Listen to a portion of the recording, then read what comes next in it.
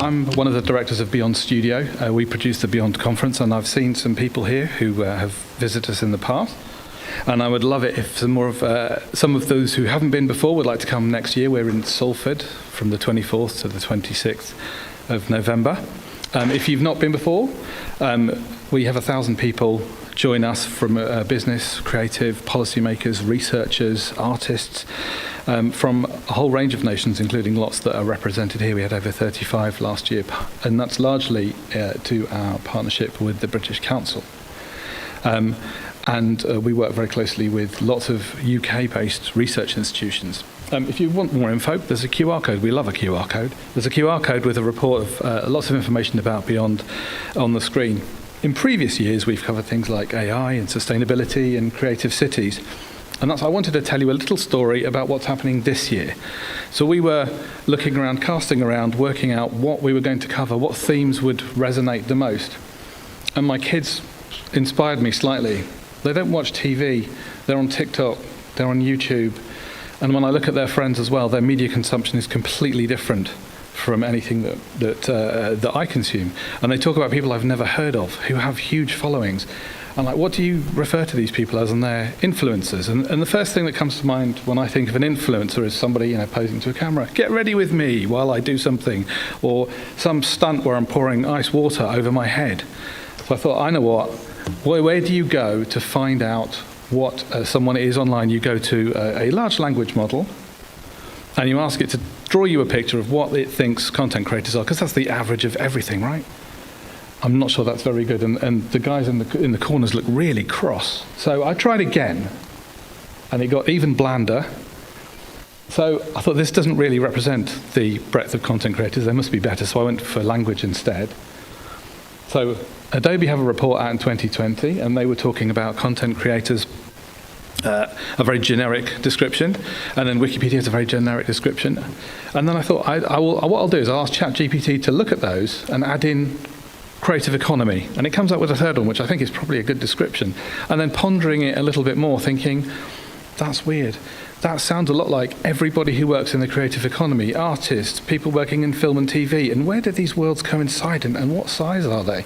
So we started looking at the research, and this is what we found.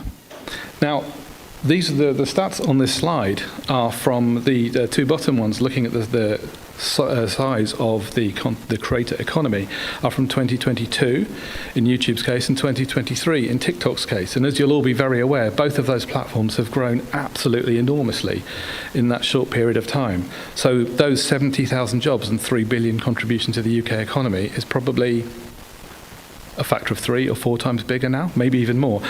The thing is, we don't know, because there's no research that covers that at this moment. So one of the things that we've been doing is starting to look and argue and try and convince people to do more research in this sector to find out who these people are and what they're up to and what motivates them, what skills they have, what demands they have, and what impact that might have on policy making. So I wanted to talk about these guys very briefly. I won't go through the stats because they're on the screen, but it's an interesting homegrown story of a group who started out messing about on online games in 2013 and started streaming on Twitch. And you may or may not have come across them before, but what you can see is that over the last 10 years or so, they have built a fairly substantial media company and a cross-media company as well. So not only are they on YouTube and TikTok, but they're also now on TV. So actually, if you are interested in an insight into the creator economy, it's worth having a look at the Sidemen documentary on Netflix, which talks about their whole story. It's really well made and shows the growth of the group and the challenges that they faced as well. What I find also interesting is how that group has moved like a more traditional media company and developed side ventures. They've gone into merchandise, restaurants, and so on. It's worth having a look at just seeing that impact. So I was thinking about this and thinking, let's skip this for time, how is the more traditional establishment industry responding to this? And I think there's 2 really interesting examples.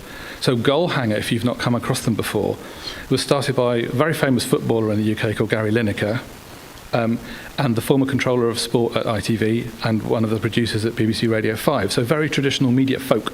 And they started off making sports documentaries. And only 3 years ago, they started making podcasts. And now they have the top 4 podcasts in the UK's 10, and they do 40 million downloads a month.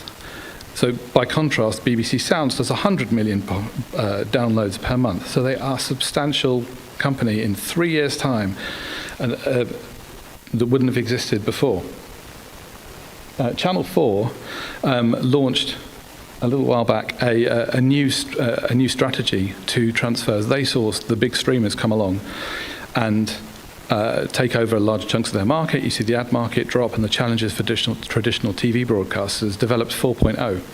Actually, I'm not sure, they keep changing the name, but I think it's 4.0 at the moment, where they would look, as you can see, to move a big chunk of their viewership and therefore revenue online. And they started with short form content, and you can see they're having substantial success in making that work for them. What I think is really interesting with that movement is how they've just started commissioning TV length projects with their audience in mind that's going out on YouTube. And you can see the shift from traditional TV broadcast into YouTube, and it's very focused on that content creator type of market. So I think these are some of the opportunities that I can see that we're going to get into at Beyond particularly. I think there's a really interesting perspective for policymakers and for people working in the traditional creative industries. These two worlds are beginning to come together as we see people who have developed projects and art on streaming platforms and YouTube and TikTok and Instagram move into more traditional settings. I see this happening in the location-based entertainment world. And it also, the removal of gatekeepers has decentralized the access to large audiences for people who can create on YouTube, for example, without having a TV commissioner or a funder in the way of them actually being able to do stuff.